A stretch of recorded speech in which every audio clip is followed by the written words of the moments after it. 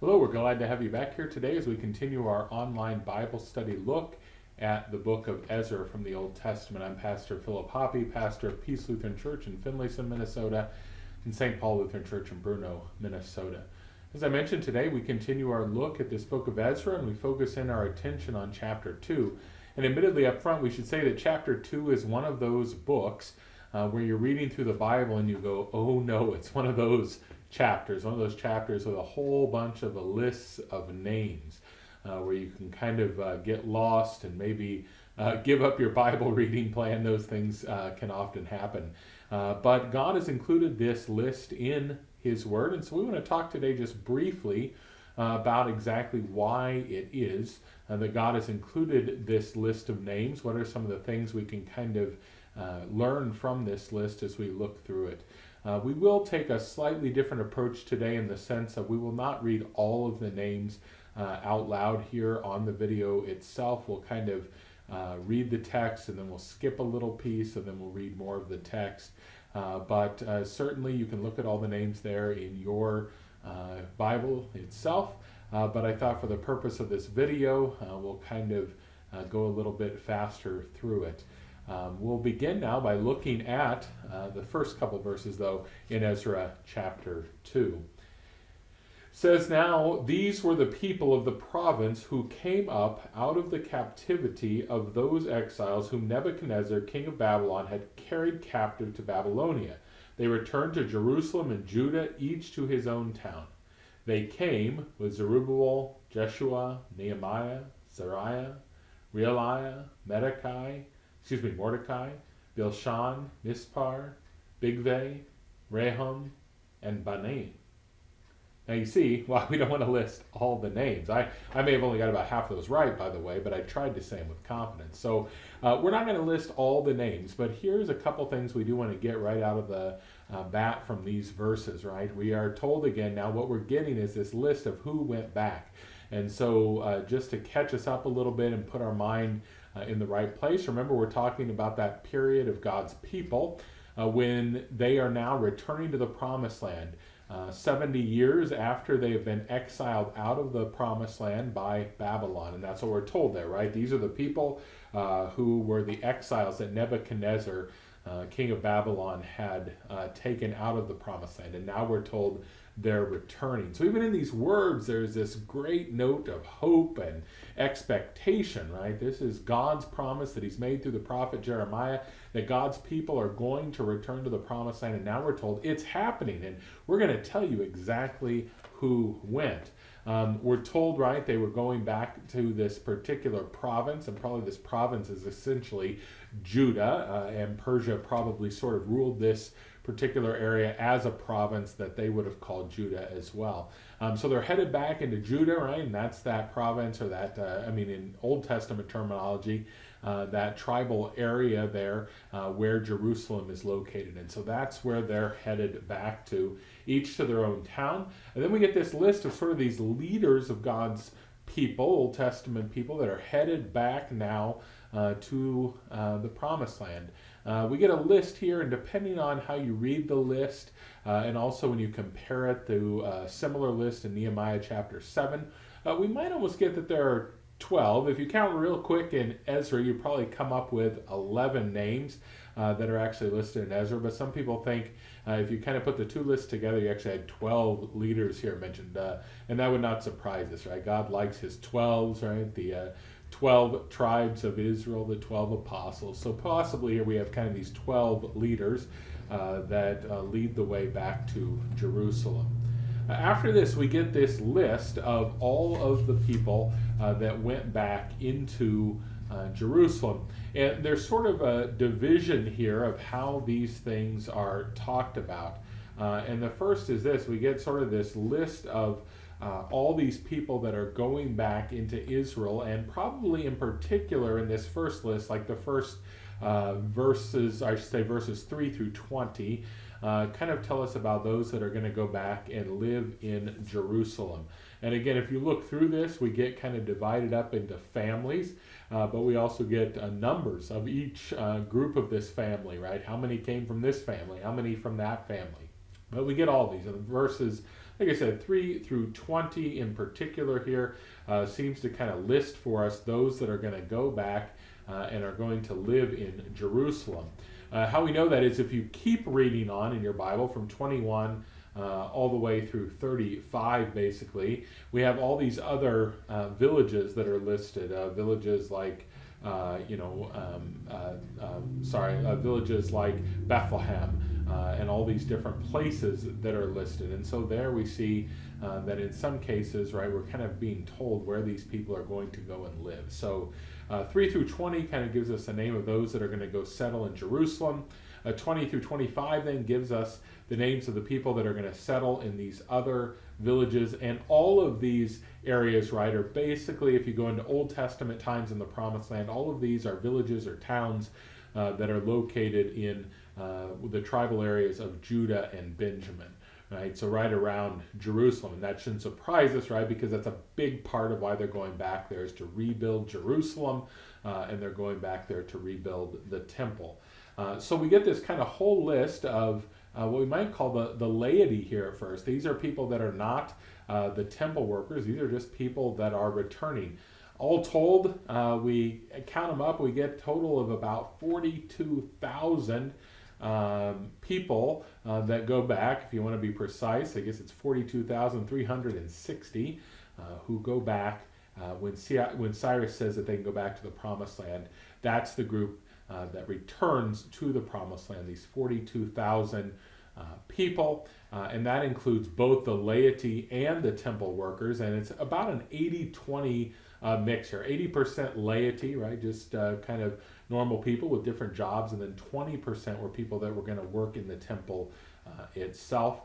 They also bring with them some of their workers and servants, and so if you take the total number that goes, it's somewhere around 50,000. So 42,000 about of Israelites, about 8,000 or so servants, and then of all those 42,000, like I said, 80% laity, 20% those that are going to be working in the temple once it is rebuilt.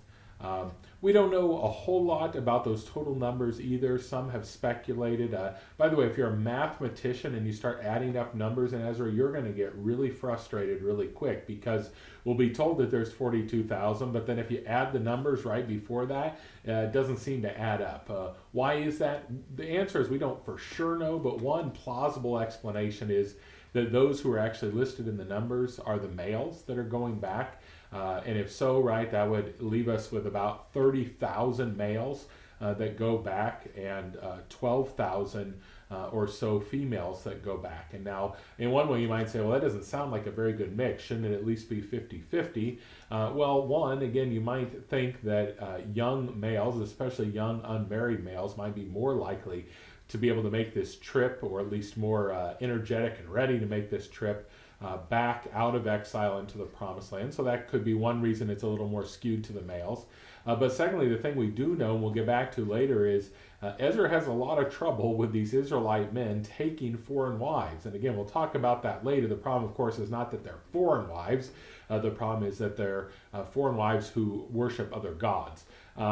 But so this kind of would make sense, right? If there's not as many women around, there would be this extra temptation to go and find foreign wives. But we'll come back to that later. That's one possible explanation for you mathematicians out there who say, wait, the numbers don't add up. Admittedly, they don't.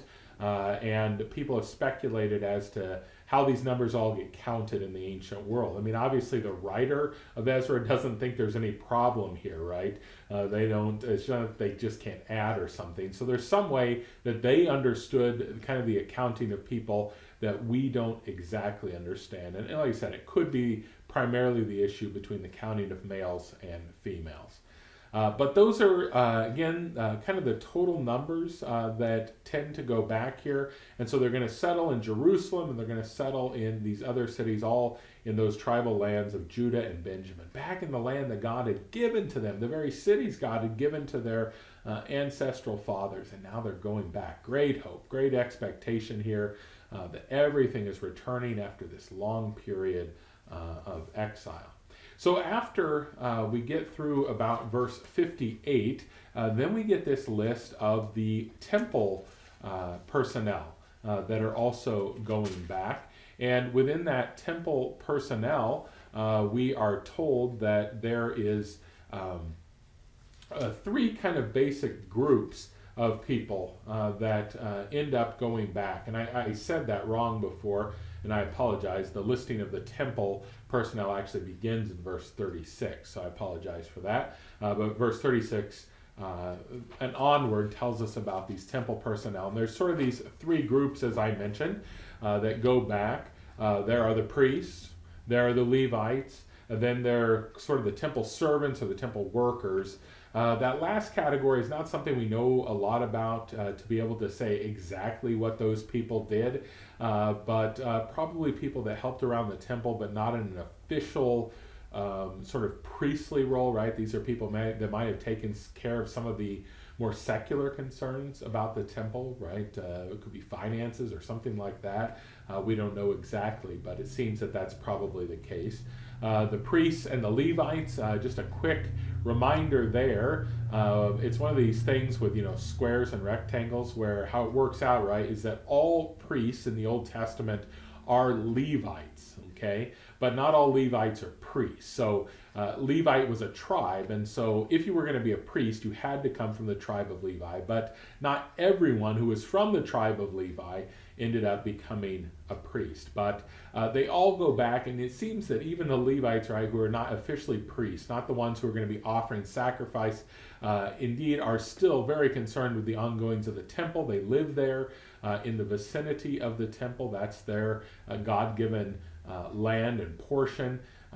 They're able to live off the things that are offered there at the temple. And so those are those three groups. So the priests are those who are actually doing the sacrifices. The Levites are those who are of the same tribe as the priests and are living very close in relationship to the temple. And then we have these other temple servants or workers who are there working in the house of the Lord. So what does all of this matter, or what is all of this about? Well, the basic thing is that we want to see that who's going back. Well, we've got a bunch of people that are going to go back to Jerusalem. Why are they going back there? Well, to rebuild the temple. And so they also need, right, Levites and priests around to be able to offer their sacrifices and have that ritual worship there that was at the temple. And so we see all these people going back. God indeed has people stirred up within them to go back and do this work there as they're rebuilding. Some people have noted, though, probably that this essentially 42,000 Israelites that go back was probably a pretty small portion of the Israelites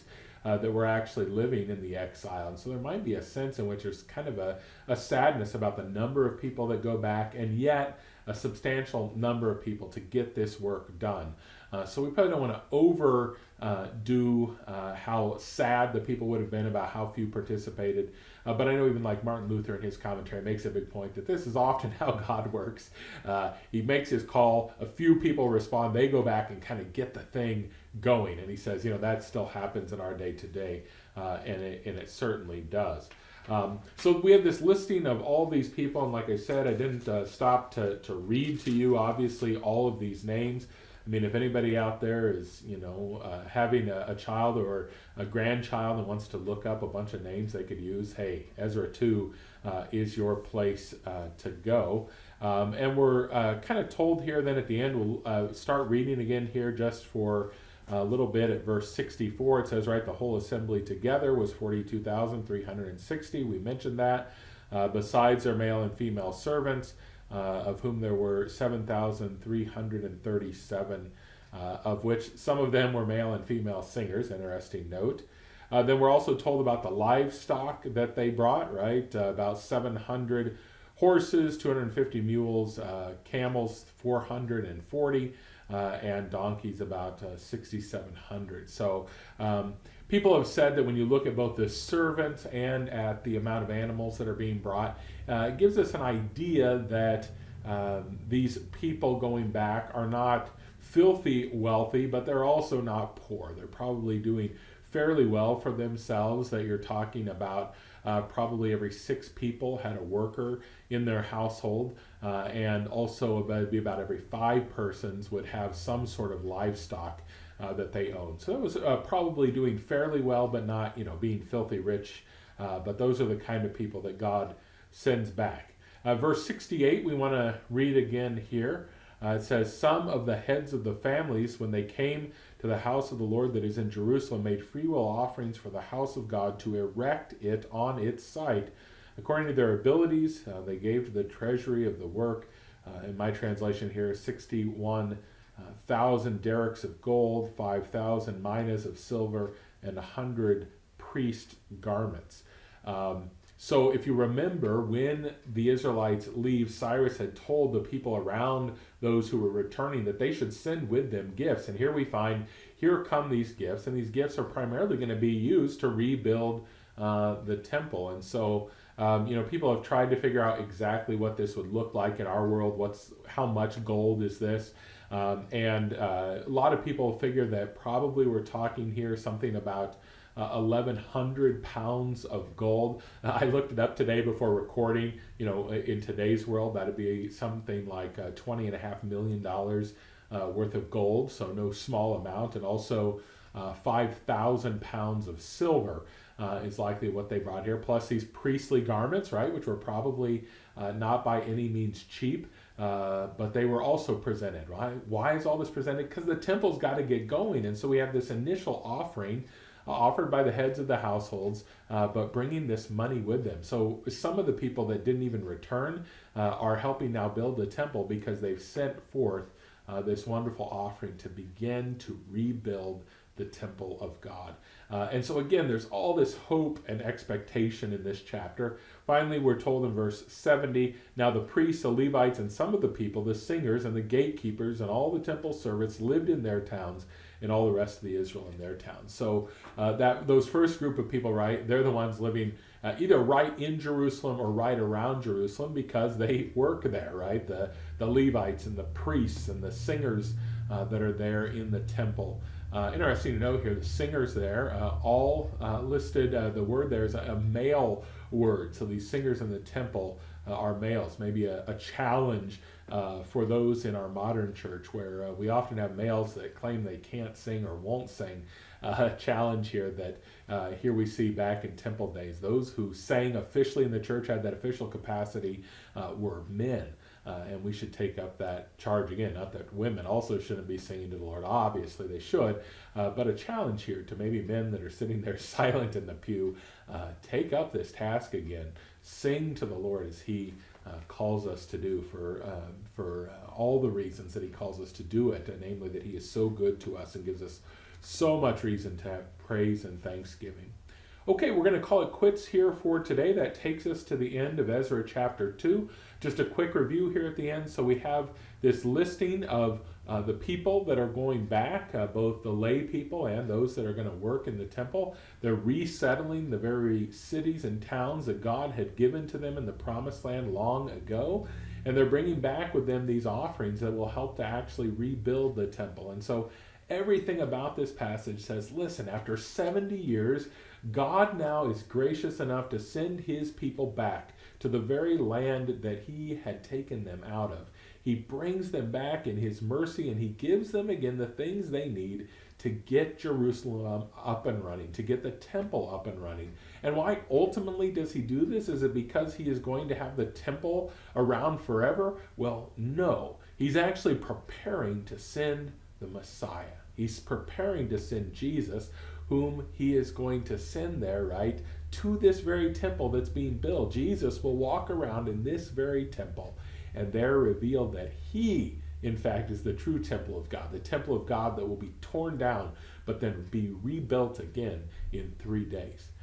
Thank you for joining us. Again, please feel free to leave any comments you would like to below on the forums that might be below this video where you are watching it. Also, you can send me an email at pastor@ihoppe.com.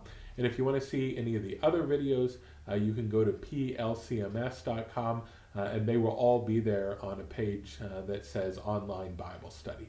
Glad to have you here again today. Feel free again to share these videos with everyone, and let us rejoice again in God's great goodness, that even though we, His people, constantly fall away, God is always welcoming us back. He always wants us back, and He always then blesses us with his gifts. And so here that's what we see in Ezra 2. God restoring his people and blessing them with everything they need to get back about the work of newness of life in his kingdom.